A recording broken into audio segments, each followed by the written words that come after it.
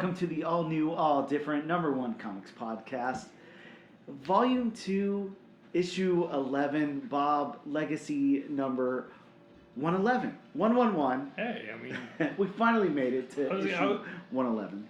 And you said it without messing up. I didn't mess up that time. It only took 110. Yeah, we only needed 110 to get there. Now, from 111 on, smooth sailing from this point. So thank God for that. I'm Dan, that's Bob. Say hello, Bob. Hello, Bob. We are a weekly comic book podcast where each and every episode we take a look at a brand new first issue comic book, newly released, break down the story and art, give it somewhat of a review, and let you know if we think that you should move on to issue number 2 or not. Bob, this week we're going to be covering... From Mad Cave Studios, the Miranda Brothers Blade Forger. That's right, Blade Forager from Mad Cave Studios. Oh, I forgot to mention in there, we also talk a little bit of comic book news, even when that exists, as well as what's new in shops this and next week. We'll take a very quick break, and we'll be back in just a moment.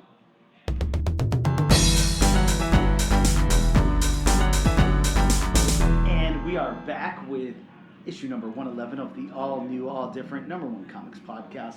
Bob, it is time to talk about comic book news. Okay. It's a lighter week, you know. Yeah. We need those sometimes. Sometimes we need a little bit of a lighter week for comic book news because, you know, it all just comes out at the same time, it feels like. I mean, usually beginning of the year, end of the year, that's when it usually gets comic light. Yeah. Or comic news light. Yeah, and we've had some cool stuff come up, pretty recent, in the last few episodes and everything. So we'll take a lighter week this week. I do want to talk about something I think you're excited about, though, Bob. Justin Lin of Fast and Furious is confirmed to direct Keanu Reeves in Berserker. So Berserker is happening. We're getting a full-length movie. Bob, how excited are you about this? I mean, it was only a matter of time, especially with the fact that, Berserker was modeled after Keanu Reeves. Correct me if I'm wrong, but didn't he have an investing stake in Berserker? Yeah, I'm pretty sure he co-developed Berserker. So yeah, I mean it was only a matter of time, especially with a star with as big as name power as Keanu Reeves. This was only a matter of time. I do like that Justin Lin is involved. Yeah, that's super cool. And I'm looking here. Keanu Reeves co-wrote with Matt Kent. So yeah, definitely. Invested. He was involved. He's heavily invested in it. Yeah, so this is coming. Like it or not, this is coming. No, I think everybody. I think there's a pretty positive reception about this. And if you don't know what Berserker is, I'm just going to read a little synopsis of it. It is an immortal warrior who performs dangerous jobs for the U.S. government in exchange for truth about his own existence. So a pretty cool concept, a lot to work with there. Yeah. It's not so narrow that you can only tell one story with it. It definitely opens up for possibility of a franchise if it's well received or something. So it's kind of like, do this for us and we'll tell you this. Yeah, exactly. So I feel like, in kind of the action to adjacent sci-fi world or something, that just, opens the door for the possibility of so many stories to tell in that universe. So yeah, Berserker's a really cool book. And yeah, if you're one of the many hundreds of thousands that picked up a copy, you might want to hang on to it. Yeah, hang on to it. I wouldn't sell right now at $10 or $20 personally, but it's just my opinion. Cool book, though. Now, Bob, how about this news? Jon Favreau will write and produce an Oswald the Lucky Rabbit animation / live action hybrid series for Disney Plus. I'm not really familiar. I mean, I know who Oswald the Rabbit is, but I'm not too familiar with the character of Oswald the Rabbit. Well, Oswald the Rabbit definitely, making its debut in the Golden Age. So we're talking 1935 in New Fun Comics #1.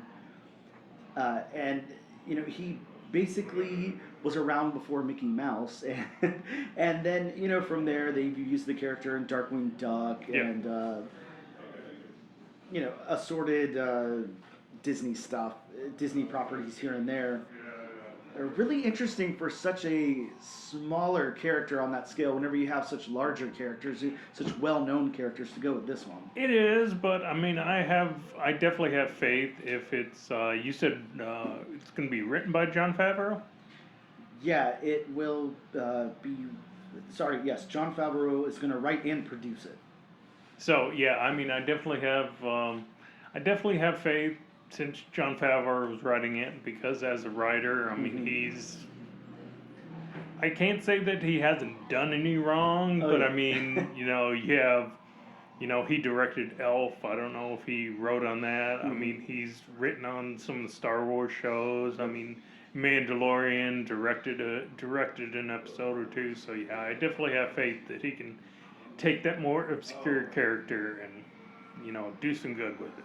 It's just definitely interesting in the year 2025, when everything is, name association and all of that. We're pulling back all of these old properties and franchises that people know well, to take something that's much lesser known like that and run with it for a Disney series. So very cool. I like it because I think that's been one of the biggest complaints you hear in the entertainment community, is everything's rehashed, it's all remade. Okay, well, they're going with a new property, so so here's the question: will people come out to support it? Because so many people have that complaint.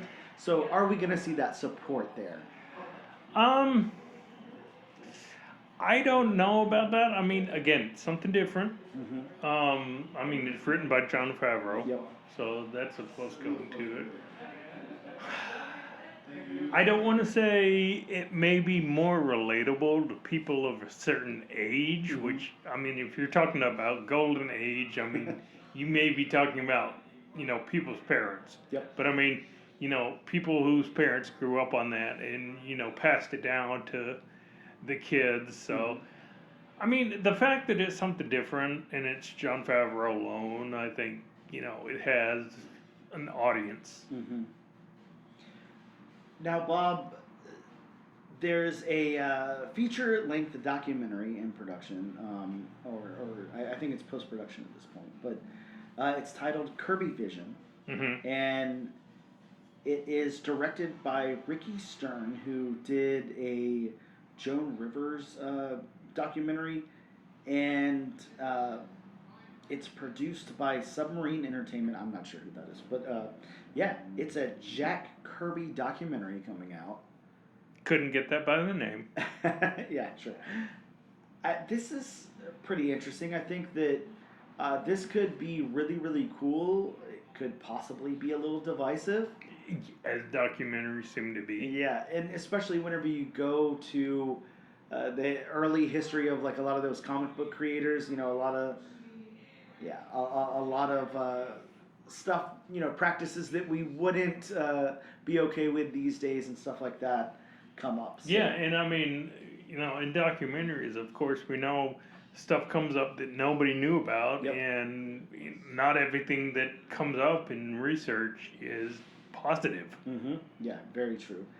Yeah, I think this will be cool. I hope it doesn't paint too bad of a picture of anybody is my biggest concern. No, I'm kind of hoping it's along the lines of, I don't know if you ever saw, but the Bill Finger Batman documentary from a few years ago. Yeah, sure. I kind of hope it's along those lines. Of course, Bob Kane, of course, who's no longer with us. I mean, he pretty much, he took credit for Batman. Sure. Let's be frank. He took credit for Batman, and I mean, it really wasn't until many years later, after Bill Finger passed away, that Bob Kane came out and said, "Okay, this guy Bill Finger, he helped me create Batman." Sure. So I'm kind of hoping it's along those lines, because I know, especially early on, Kirby was associated with Stan Lee, and Stan Lee was associated with Kirby, so, and I kind of hope it's not one of those where, this guy did a lot more than this guy. Sure. Me So, too. That's what I'm hoping we don't get out of it. Yeah. Any huge negativity. I guess we'll have to wait and see. yeah. Now, Bob, some bigger news this week. We've been following the Diamond distributor stuff that's been going on. Of course, to go back, just a little bit ago, I want to say, I don't know, less than a month ago, maybe a little more than a month ago, Diamond had filed for Chapter 11 bankruptcy.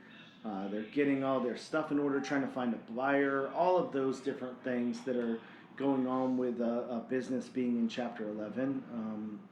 And honestly, just to kind of step back on that a little bit before I go into this news, Diamond, for all their problems, because they have a lot, they still, Diamond is the one who facilitates Free Comic Book Day, who facilitates the Halloween Comic Fest. They do a lot for the community, and I'm not trying to say they're a great company or their practices are always great, but for the longest time they were the only necessary evil, to get comic books into stores. They were the direct market solely. So, of course, during the pandemic, Lunar came along, and then Penguin Random House to start distributing some of those publishers into stores, and that's awesome. But, I will say, things like Free Comic Book Day, they really, really help out the comic book community a lot. They do. So, And I mean, at this point, it's a staple of the comic community. yes, absolutely. So, for all intent and purposes, this kind of sucks, for the comic book community. So, hopefully somebody can turn it around. Hopefully they find a really good buyer, and they're just as invested in comics as as we want them to be, and all of that. But only time will tell. Well, yeah, and you hate to hear that, but at the same time, it's kind of like Diamond did this to themselves. They sure did. Yeah, absolutely. I mean, which as a lot of companies do when they're the only game in town. They rest on their laurels. They get too complacent. They think, okay, we're the only game in town, so. Yep. Where else are you going to go to get your comics? Exactly. So yeah, that was definitely the mentality for a long time. So again, not to say they've always had the greatest business practices. I think that nobody could say that with could look you in the eyes and say something like that. Yeah, and like I told you, I've read somewhere that Diamond is basically charging shops for invoices they didn't even make. Yeah. Even going back a year. Yeah, that's very scary. Yeah. As a newly opened comic book store owner, that's terrifying. So, Bob, Diamond Distributors has hired a debt collection agency. Oh. Yeah. So they've hired a debt collection agency. J.P. Morgan Chase funds are aiding them in their operations and payments.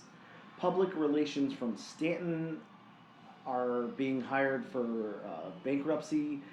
And yeah, there's just a lot going on here. So I was going to say, if J.P. Morgan Chase is involved, yeah, it's got to be pretty bad.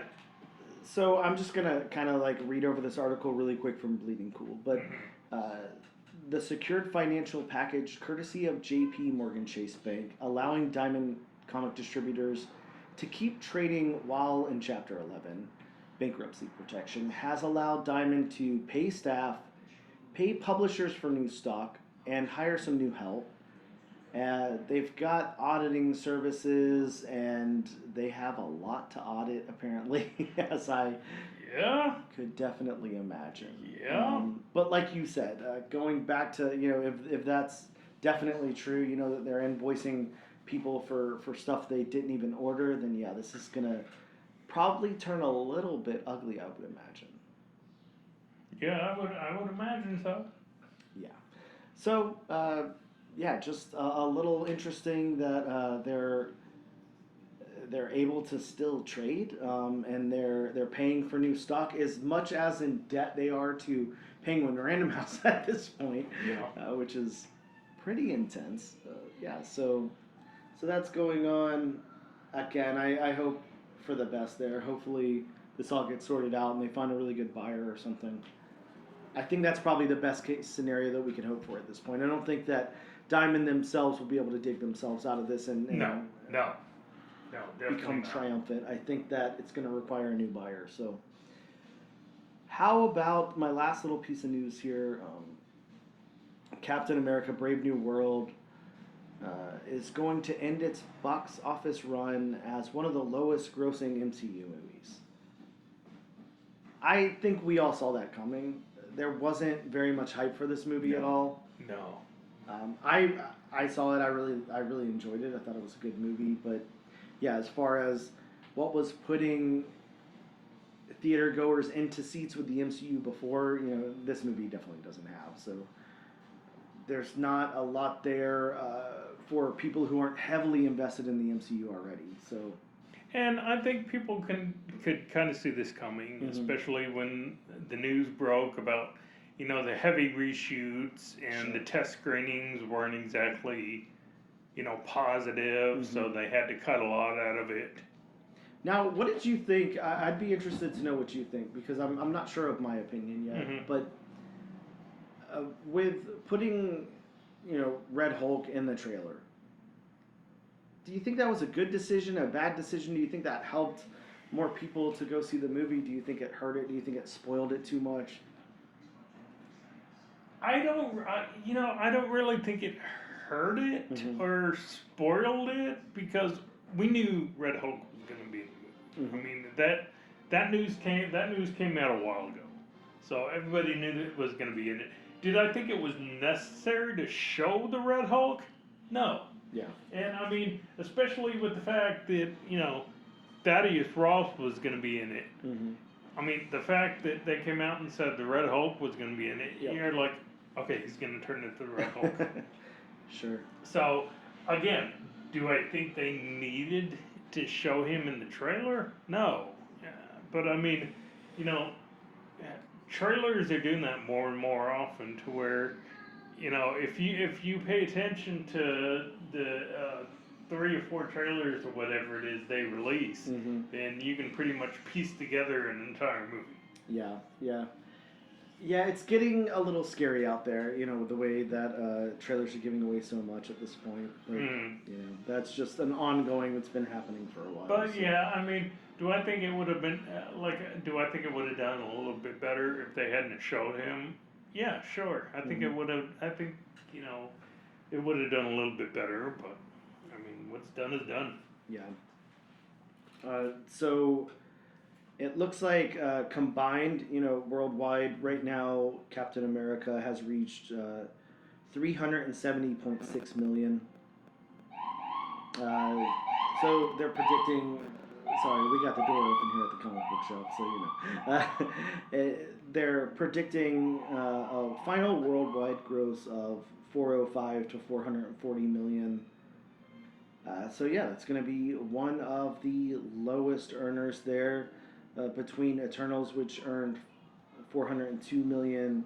Shang-Chi and the Legend of the Ten Rings had 432 million, and Thor had 449 million. So yeah, we're pretty low on the list. I don't know. Again, not a surprise to me. I liked the movie. I had a good time with it.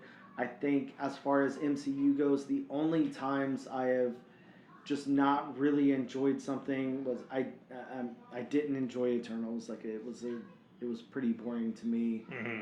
And I still haven't given Black Widow's solo movie like a real shot. Kind of had it on in the background, wasn't paying close attention to it. Right. So with the exception of those, and I will say this.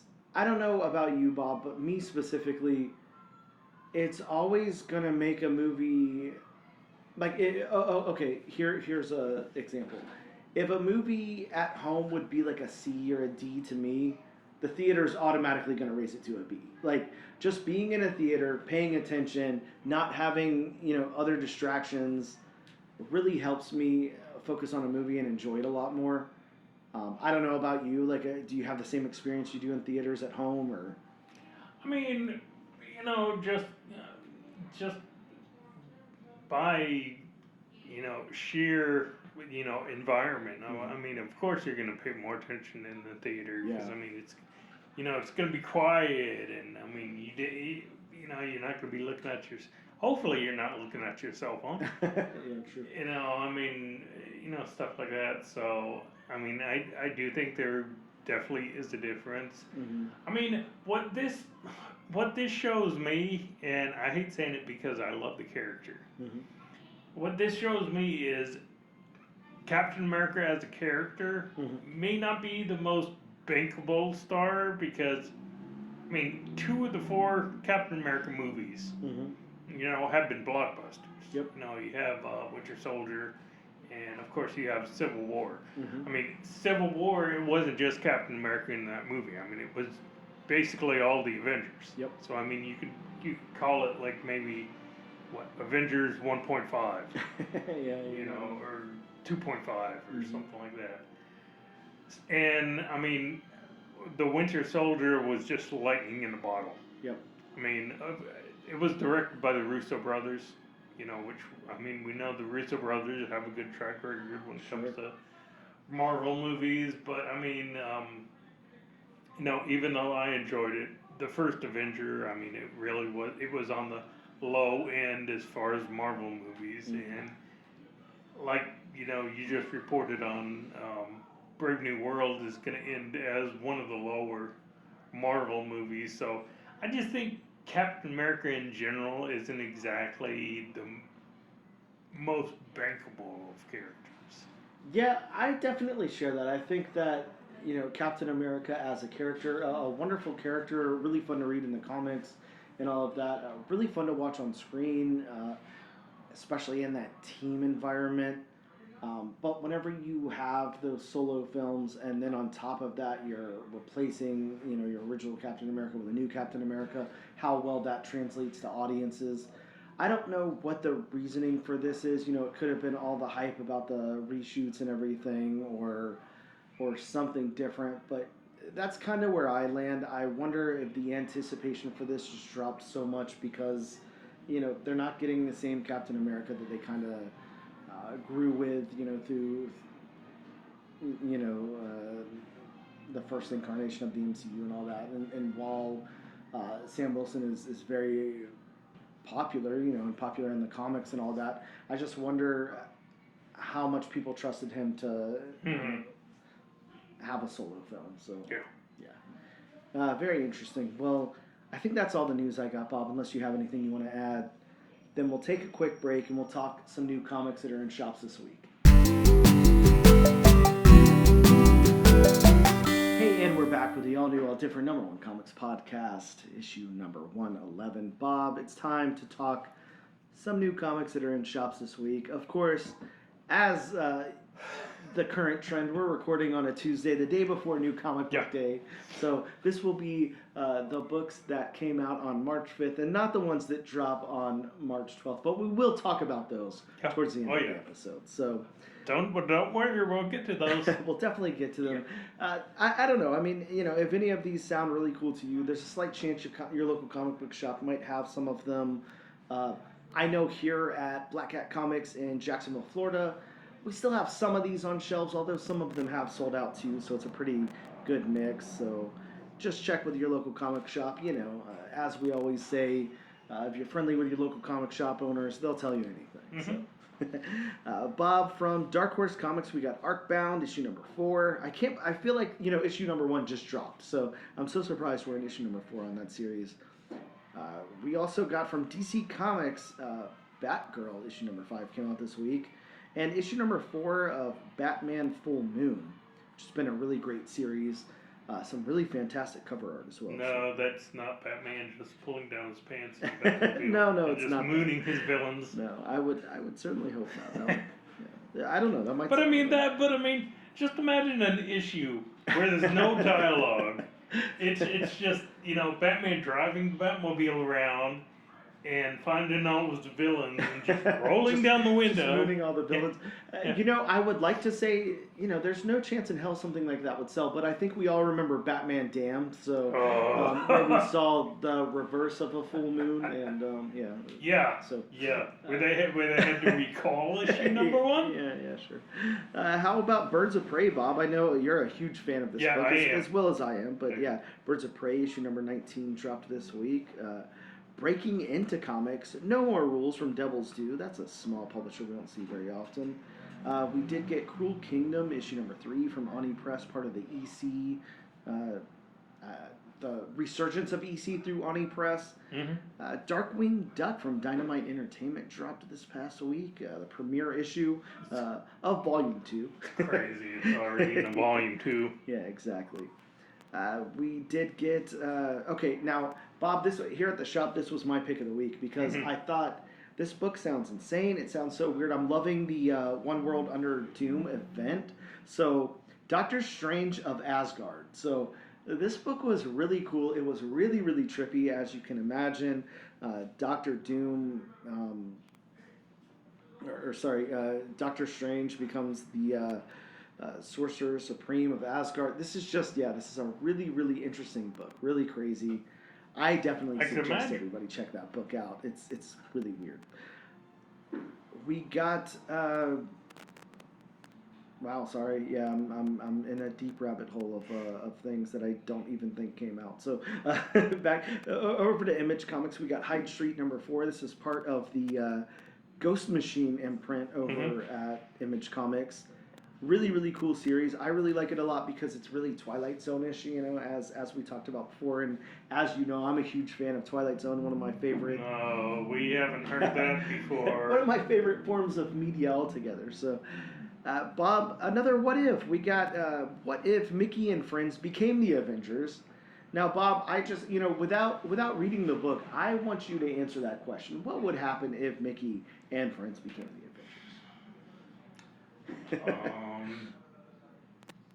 Disney would be an entirely different part. Yeah, true. Bob, still continuing with Marvel here, we got Immortal Thor issue 21. I heard this was a really good read. I haven't read it yet. I'm actually pretty behind on Immortal Thor. I think the last issue I read was like 6. So oh wow! Yeah, you're way behind. I'm very behind.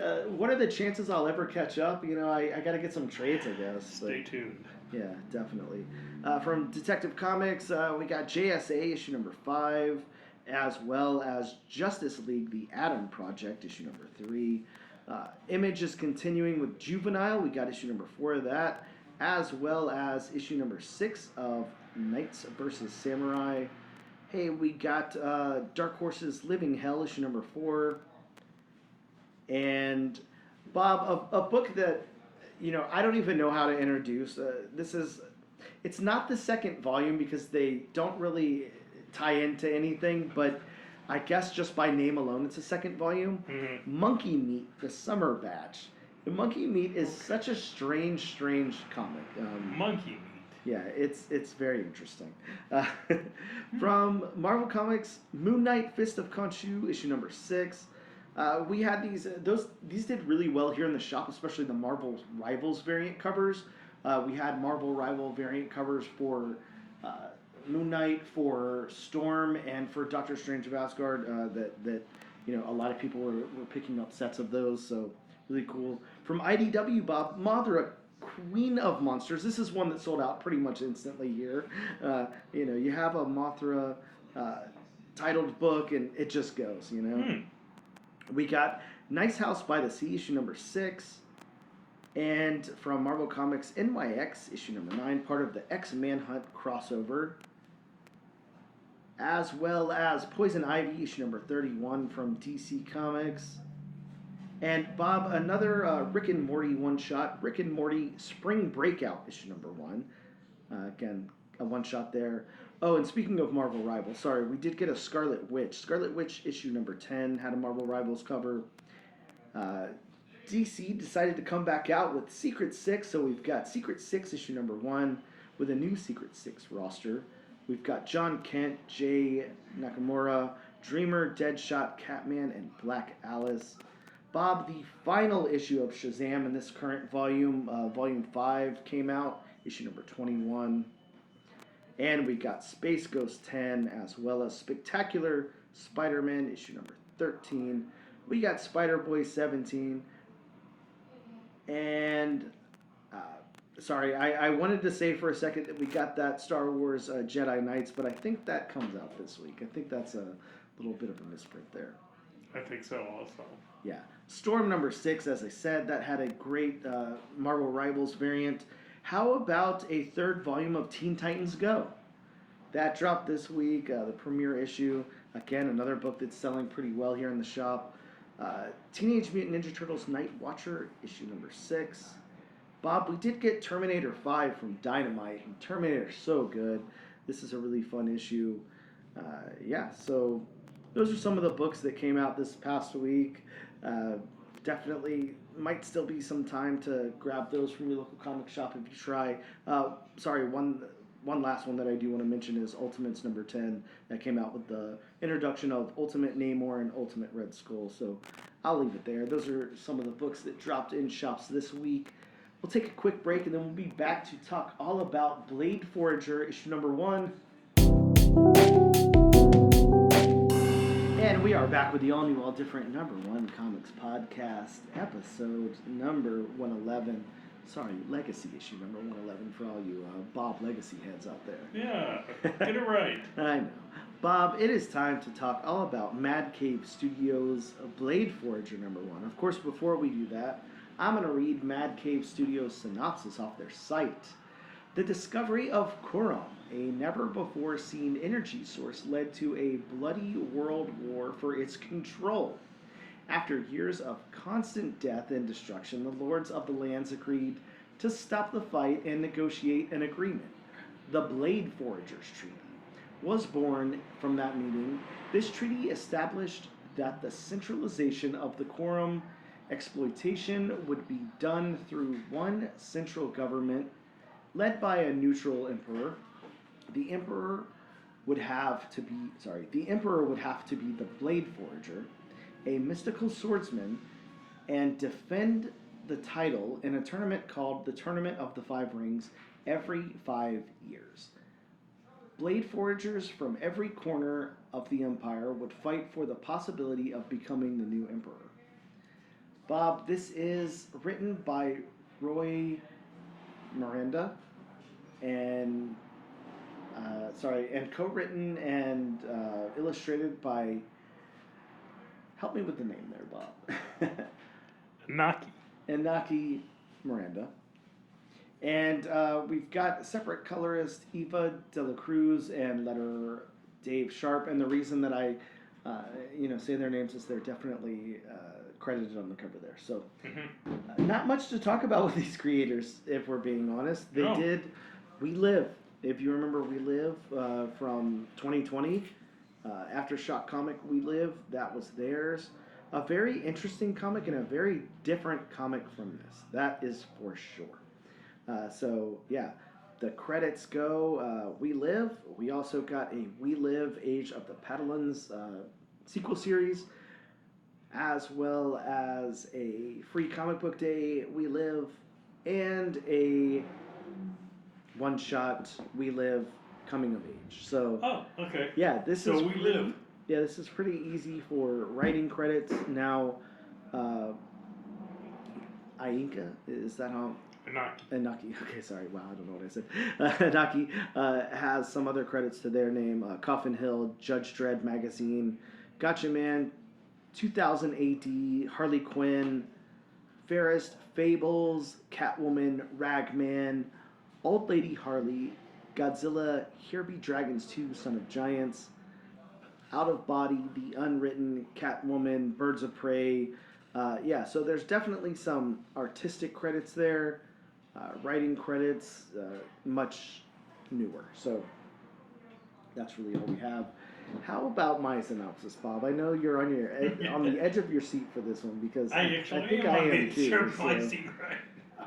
Yeah, this might be a little interesting. Yeah. So, it might, disclaimers aside, we'll see how I pronounce things. But Blade Forager opens with Adwa, a blade forager, as he travels to a town of people cheering him on. They praise and feed him and encourage him on his journey to fight and become the new emperor. And everyone chants. Now, yeah, that word I'm going to have. Help me not mispronounce the. Sakima. Sakima. Okay, thank you. Everyone chants Sakima. Flash back to Miseryville, Bob, the cleverly named town where Ottawa was from. When Ottawa was 9 years old, we get a scene of his parents giving him his first battle blade. And then we go to 9 years later, 4 years up until the next tournament of the Five Ring. Ottawa wins another tournament. And then we flash over to his final ring match, and he must fight Emperor Vespo. He, of course, wins, and they all chant Sakima. Sakima, sorry. Yeah, that one just doesn't play for me. Again. And now over to present day, 4 years after Ottawa became emperor. There's an uprising, and some of the citizens want him dead. A meeting takes place between the leaders and Ottawa's son, and they vote to kill rioters, and his son votes no. We then flash over to a scene where we see Ottawa as a 61-year-old man, and a creature appears to fight him. He pierces Ottawa through the stomach, but Ottawa still seems to be alive. Back over to the past, we see Ottawa 2 years before the 12th tournament. He and his wife hold their baby girl, Sakima, as Ottawa promises to bring a new world to her. Now, if that sounded just disjointed as hell, this comic is very disjointed as hell. So let's talk about it, Bob. Let's break it down. Yeah, I will never act like I can sit here and, even read my own synopsis, really well or something. But man, this book was a challenge for me to read. So I would like to hear your thoughts on it. I could imagine it was a challenge for me to read. So when we get into the story here, let's talk about the story beats. I'm going to start by saying the beats in the story are... I wanted them to work, so badly. I was like, okay, there's something here to work with, but the to flashing forward and back and all of that was, I just couldn't even tell where we were, to the point where, we got to the, final third of the book or whatever, and we're seeing Ottawa's son, and his son appears to be, at least like 30 years old or something. And I'm like, wait a second, didn't it just say this was 4 years after the tournament where he became the emperor? So at what point does he have a son this old? Because Ottawa, at the tournament time, was supposed to be 22. So I'm so lost in that. I have no clue what's going on in the timeline here. Yeah. I mean, you were talking about the last third of the book. Mm-hmm. I mean, we got what, like at least two time skips. Oh, yeah.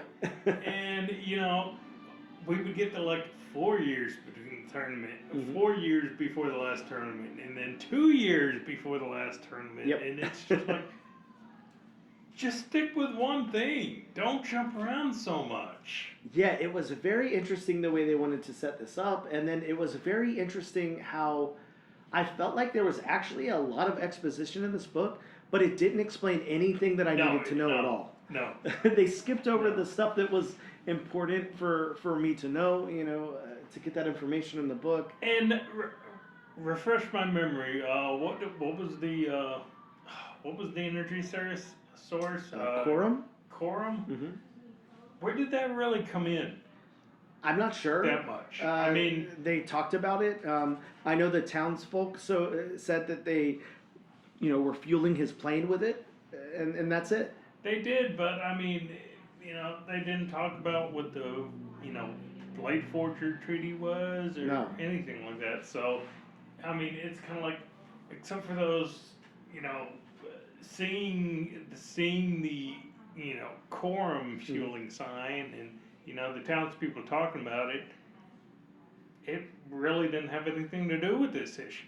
Yeah, it was very interesting. I wonder... what their plans are moving forward with something like that. Are they really trying to build this world, or I just don't know how you you flesh out this universe by giving us what they gave us in the first issue. I was gonna say they should have saved some of this for the subsequent issues, Uh-huh. and just stuck with talking about quorum and talking about the treaty, Yep. and maybe not do all that time skipping. Maybe save that for later issues, and just sticking to building the world up in the first issue. Yeah, because I see what they're doing. We're getting a hero's journey and all of those things. Told in a very non-linear way. Yeah, imagine if something like Lord of the Rings or even like Star Wars: A New Hope was written in this way with all these time jumps. You can't follow the hero's journey with all these time skips. It just it needs to be a little bit more linear. Not to say you can't have time skips. No. Of course, that's a useful plot device. For certain things. That's a trope that's been used in movies, books. Movie-wise, famously Pulp Fiction. Yep. It had those time skips. I mean, nothing was really linear. I think it's just too much with too little exposition for what's going on. Again, the passage of time doesn't really make sense. We've never heard of Adwa's son at all until this council meeting. And the last time we checked, again, Adwa was 22 years old. 4 years in the future, that makes Adwa 26. So he's got a son that looks like he's in his 30s. I don't understand where that son came from. Yeah, and I mean, the whole book, his, chant or war cry, was Sakima. Yep. We had no idea what that meant until the very last panel of the book. Yeah, that was very interesting as well. So that was very confusing. Yeah, very confusing. Now, I did look up Sakima because I wanted to know, if it meant something somewhere else, and it does, at least in like a Native American tongue. Well, now I completely lost what it meant. Sorry, but yeah. Bob, you just talk. Wow, yeah. Nothing I have there. Yeah, so Sakima does mean king and some Native American language. So yeah, I don't know if that plays in at all. I know the writers of this book are Spanish, so I'm not too sure. But yeah. So let's get into the dialogue then, Bob. I'm going to say the dialogue was probably the weakest part of this book. It was so stereotypical, and there was no personality in any of it. It didn't really make sense at times. It seemed like a first draft that needed to be cut down, that needed to, I don't know, help us understand the characters' motivations and get to know the characters a little bit better, and it just wasn't there at all. It seemed stilted. You have that dialogue in the beginning when he's flying in this plane going to that town, and it took a couple of pages before I figured out whose dialogue is this. Yes. Yeah, and I mean, talk about disjointed. We're in those initial pages where Adwa is flying a plane and lands in this town. Again, we don't know what this town is. Is it his hometown? Is it a town that he's just stopping in for fuel? Is it somewhere that he knows well? We have no idea. As the reader of this book, no clue what the purpose of this town is. He lands in the town, and I mean, talk about, I know we're going to get to this later on, but I mean, talk about world building. I mean, you could have at least fleshed out why he landed there, because there must have been a reason. Yeah, that would have been nice. It was interesting to see, the townsfolk like really cheer him on. Everyone's kind of on his side. He's kind of they refer to him sometimes as the Wonder Kid. So a lot of people are rooting for him, and they want him to defeat the Emperor and become the new Emperor. And I get all of that. It's just all of the personality and everything in that story that I just told is completely stripped away, and it's just archetype after archetype and really stereotypical writing. It just, the dialogue did not play very well for me. How about the narrative of the book? I'm going to let you lead because I'm really unsure of what to say. So yeah, I mean, I'm not sure exactly what narrative, what narrative it is. I mean, basically, the whole narrative seems like, to become the new emperor, you have to beat the previous emperor in combat, and In the 5 basically, rings. and basically they have like, I guess, totems that can turn them into, giant avatars or whatnot. Now, Bob, I want to point out that, I'm just looking at the credits here. There are 3 listed editors in this book. Really? Yeah, I really, I feel bad saying this, but I want to know what those editors were doing. They could have helped keep this on track so much. I'm not disagreeing with you on that. Yeah. I mean, 3 editors. I mean, this just doesn't seem like a final draft of a book. No, especially a #1 issue. Exactly, and again, I'm familiar with the creative team. I did read Relive. It was coherent. Mad Cave usually puts out some pretty good indie books, that are very coherent, easy to read, easy to follow. I'm just so unsure of what happened here. So yeah, for my stance on the world building, we'll get there, on the narrative falls flat, like very, very flat. I don't really have any redeeming thing I could say about the narrative in this book, sadly, and I want to, I want to give it some kind of credit, but it's not in the narrative, that's for sure. No. So the world building, Bob. How about the world building for this book? Because their scope was very large. This has a huge scope, and they really wanted to flesh out this world. How do you think they executed?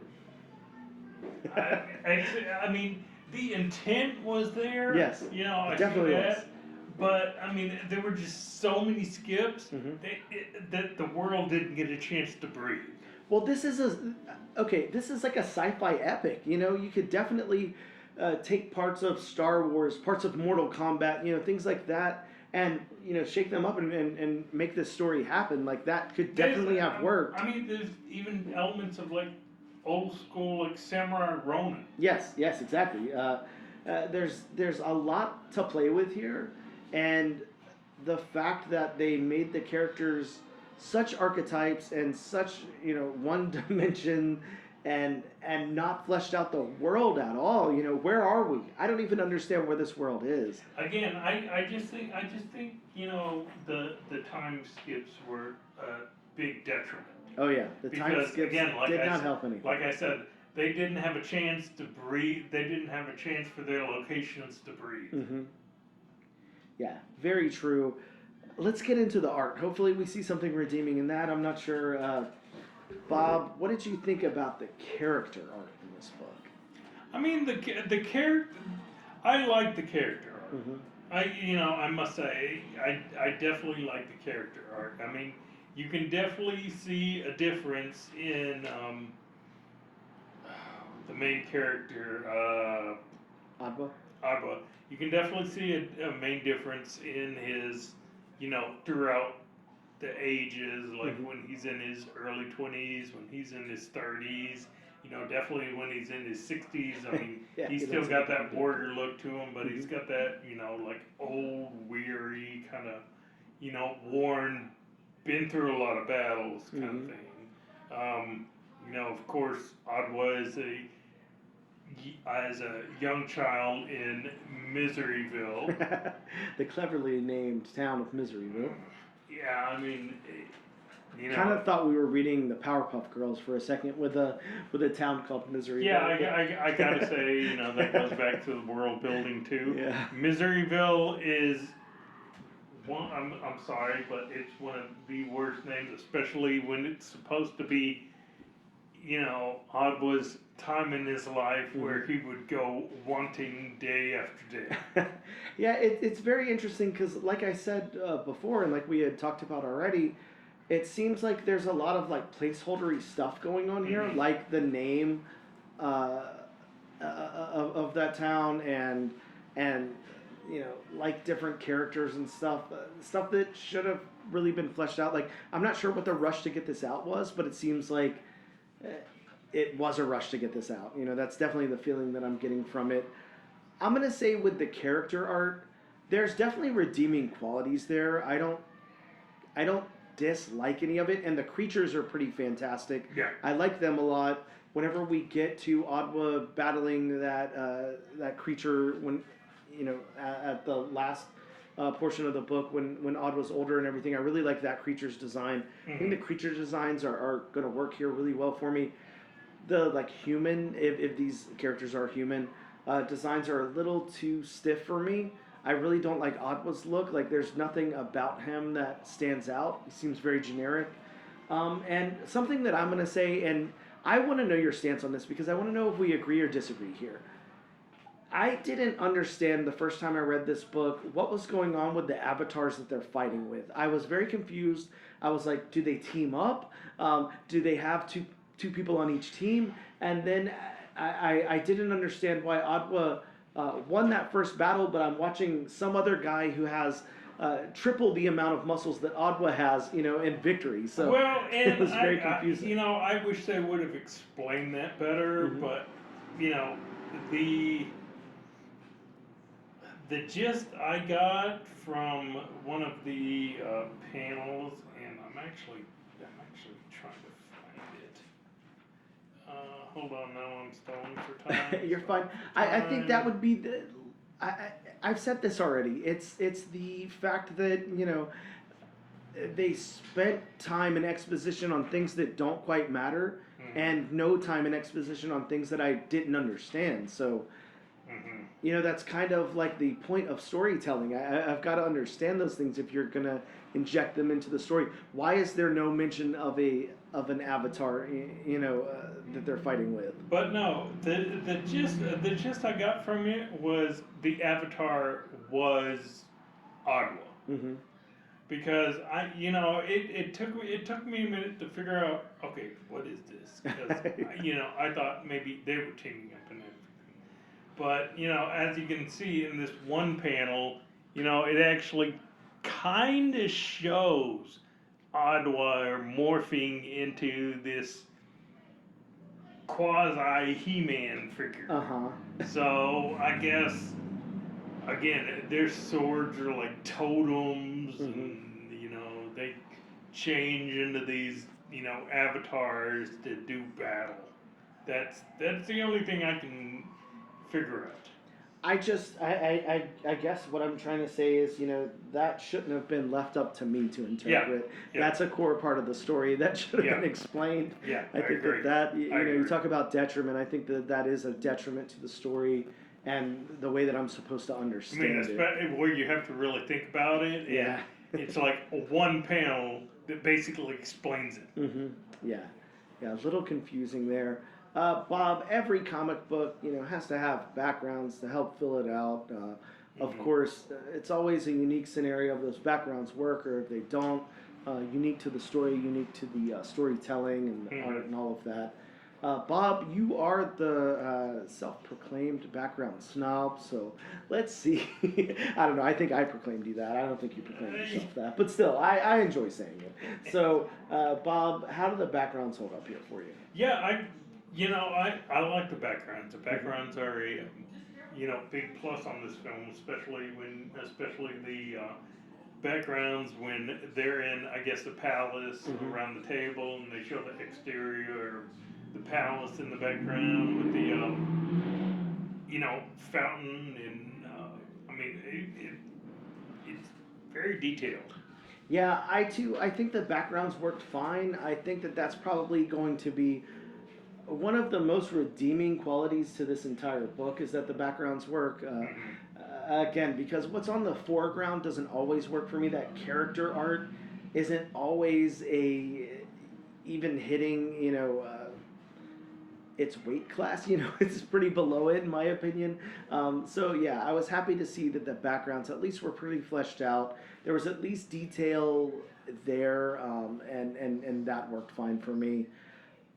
Locations, Bob, this book goes all over the place, but I don't know where we are in any of them. So I'm going to say I know we're in the palace at one point in time. Sure. I'm going to say artistically, the locations worked fine. As a storytelling mechanism, they fell pretty flat. That's kind of like a two-tiered answer to that question, but they did look fine. Mhm. So I don't know, again, if you have any thoughts there, anything different that you want to say about it, but... Not really. I think we've pretty much said all that needs to be said. So our dedicated colorist on the book is Eva de la Cruz, and I just want to talk really quick, lastly, before we wrap up the our review of the book, what we thought about the colors here. How did you think the colors worked with the art? The art. How did you feel about the palette and all of those? No, I mean, the colors worked. Mhm. The colors worked for me, I mean, when we have, the Emperor transform into that creature, I mean, we have nice shadows. I mean, for the most part, what this book is dealing with, you don't want totally vibrant colors. You want kind of like those, not really muted, but kind of like a grittier, color palette. So Yeah, I think the colors work. Yeah, I'm with you. I think it worked for like the fantasy story, and I'm gonna say, I think the colorist was really. Stretching is not the word, but I think that they were definitely trying hard to make up for the stiffness in the art, and I think they did a good job with that. Mm-hmm. It's always hard whenever the art's a little stiff, and then you have inking or shading and coloring, trying to punch that up some. But I think that they did a really good job working on that. I would say, my biggest takeaway of this book is the fact that the backgrounds and the colors look so good. That's definitely its strengths because it falls pretty flat everywhere else for me. Of course, Bob, the question of the podcast, the thesis of the podcast, if you will, is always, do we recommend this to our listeners? Should people add this to their pull list? Should they pick up issue number 2? What are your thoughts? I mean, personally, I can't recommend this because, especially for number 1 issue. Yeah. To me, this just doesn't really flesh out anything. Mm-hmm. It doesn't really flesh out characters. It doesn't flesh out locations. Mm-hmm. It doesn't flesh out overall world. Yep. So, for number 1 issue, I just don't think it did its job, and me personally, I won't be going on to number 2. Yeah, and I'm just going to shadow that. I think that was pretty obvious during our review. I can't recommend this book to anyone. I certainly don't want to read the second issue of it. And I feel bad saying that because Where We Live was a good book. This is definitely, if you think back to the late 80s and early 90s where we had a lot of licensed material based on movies or TV shows that they were trying to adapt into comic book form, this is kind of what that is in a worse way, like in a shittier form in my opinion, because it's almost like we're supposed to know all of this stuff already, and the comic's not going to do its job to provide us any of that exposition, to give us any of those details about the world that we're in or the characters that we're looking at or reading about. So yeah, this falls very, very flat. This was, I mean, I hate to say this. I think in 111 episodes of the podcast, this might be the worst single issue that we've read. I mean, I'll have to go back to the archives and see if there's anything that we didn't like as much, but this just really didn't have any redeeming qualities. Maybe the second I can stop you there. Rebel Moon. Oh, yeah, you're not wrong. Rebel Moon was I would say at least Rebel Moon had source material, to pull from that we weren't familiar with. So, at least it had that. I don't know. This is pretty rough. This is not a well-written or well-executed comic book in my opinion. So, I unfortunately do not recommend that you pick this up or add it to your pull list.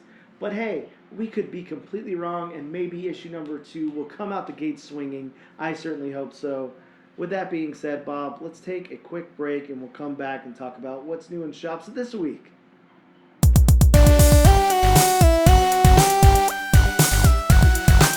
And we are back with Legacy issue number 111 of the all-new, all-different #1 Comics podcast.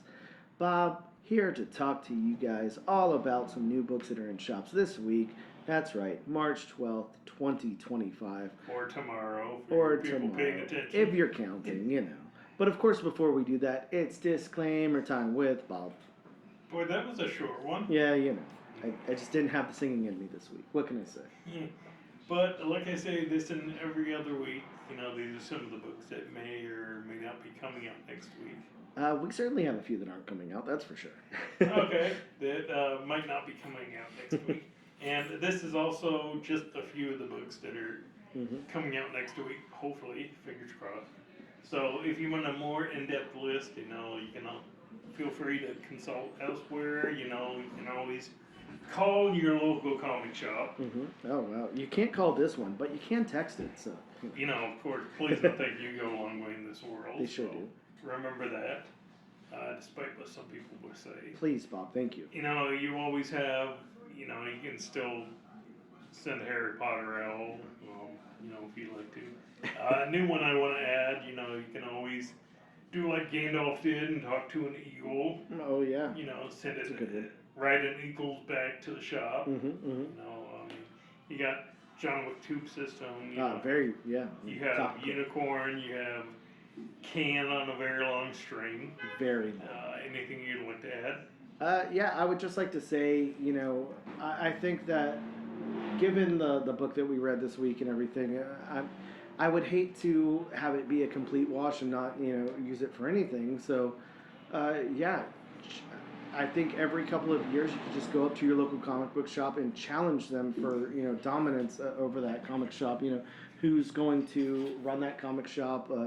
I think that, you know, whoever fight to the death, you know, and if the comic shop owner wins, then they keep the comic shop. If you win, it's your comic shop now. So, I mean, you also got population control yeah, by, you know, doing it that way. So there's that way. But, so starting off my list from the very redundant comic book company, Detective Comics. So nice they named it twice. Yes, we have Aquaman #3. Yeah, Aquaman is back. A new villain joins the fray and a squad of mercenaries in this issue. So, if you've been reading Aquaman, I know we read that first issue. I won't say anything about it here. Go back and check out that episode if you want to hear more. But yeah, this is the third issue, and we're getting a new villain. So, if you're into new villains, check out Aquaman. Yeah. Next up from Image Comics, we have Assorted Crisis Events. Yeah, Bob, this book sounds cool. Time is having a crisis. Mingling in the red light district, you can find actual cavemen, medieval knights, and cyborg soldiers on leave from World War IV. Victorian debutantes amble their way into cell phone stores, confused and bewildered. What is a data plan? On their way to work, bleary-eyed commuters get trapped in time loops, assaulted by alternate reality versions of themselves, and try to avoid post-apocalyptic wastelands. And look, the 315 bus just took a wrong turn into the Neolithic era. Bob, I don't know. This book sounds insane. I have no clue what that. I'm guessing a lot of time travel. Yeah, involved. I don't know. We might have to stay away from this one after Blade Forge. We might. Next up, going to the House of Ideas, Marvel Comics, we have Iron Man #6. Bob, one serious question here. Yes. How long have you been waiting for the debut of new Iron Man armor? Which one this time? What are we up to this time? Iron Man Armor Mark 150?